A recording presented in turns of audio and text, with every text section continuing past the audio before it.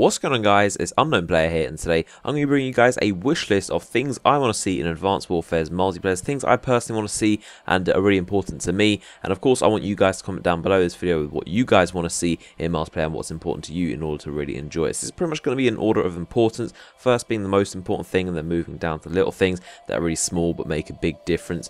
And as first up is small, colourful and uncluttered maps. We clearly like smaller maps in relation to larger maps. I think Infinity War kind of realised that 12 out of 12 of the DLC maps so far have been medium sized, and if you look at like Black Ops 2 and Ghost and look at what map has the most votes, like in pre-game lobby votes, I would absolutely guarantee Nuketown and Strike Zone will be the most voted, simply because they're the smallest maps, and every time those come up they never lose to another map no matter what it is, and as chaotic as they are, they're a lot of fun. And if I was in charge over at Sledgehammer, I would make like 90% of the maps small to medium size, because that's just what makes games so much more interesting, so much more fun when they're small, chaotic, and there's people rushing all over the place. And also want colour as well. I can't stand maps that are just grey, washed out, very lifeless. Again, Nuketown is a perfect example. It's full of colour, very clean. You can see players easily, which is also very important that players aren't kind of camouflaging with rubble and lots of the kind of the craziness on it. And in terms of map structure, you can't beat the 3-lane system. That's always a very good structure. Something like Freight, there's always a reason why you see Freight in competitive game modes like esports, because it works so well for game modes. It's a 3-lane shaped map. It has very good flow of players to move around.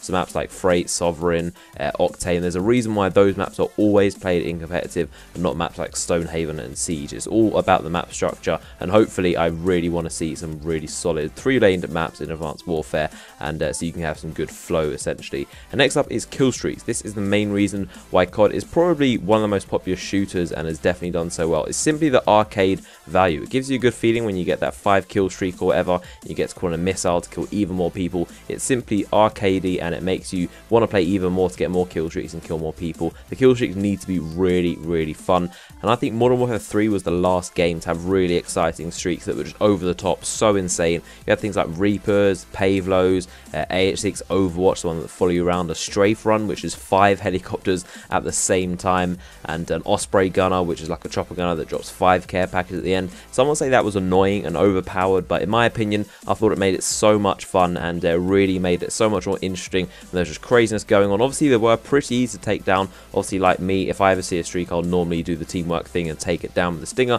So as long as there's kind of a way to counterbalance them, streaks are always much more fun if they're crazy. And if you haven't seen it, I've uploaded a video with a list of possible kill streaks in Advanced Warfare, so make sure you check the video out. I'll put a link in the description and an annotation on screen to that video. So that's kill streaks, that's definitely an important factor. Another thing is radar, in my opinion. Ghost completely weakened the UAV radar system. Only one SATCOM shows players and where your teammates can see, so people in your lines of sight, and it took 2 normal SATCOMs to be at the map at the same time to function like a normal UAV essentially. I feel like that really slowed Ghost down a lot, and people weren't on the radar enough. If you play a normal game, it's pretty rare that you'll see like a sweeping radar showing up people, and even then people still use off the grid. But if you look at Black Ops 2, which people criticize for UAV spam, it meant everyone was on show, you knew where everyone was, there were enemies always around, and people would move towards them, and it would increase the pace of the game instead of hiding in corners because they don't know where anyone is and they're afraid to go out and get shot, which is understandable. And so definitely I want to see plenty of kind of people on the map and plenty of places to move around,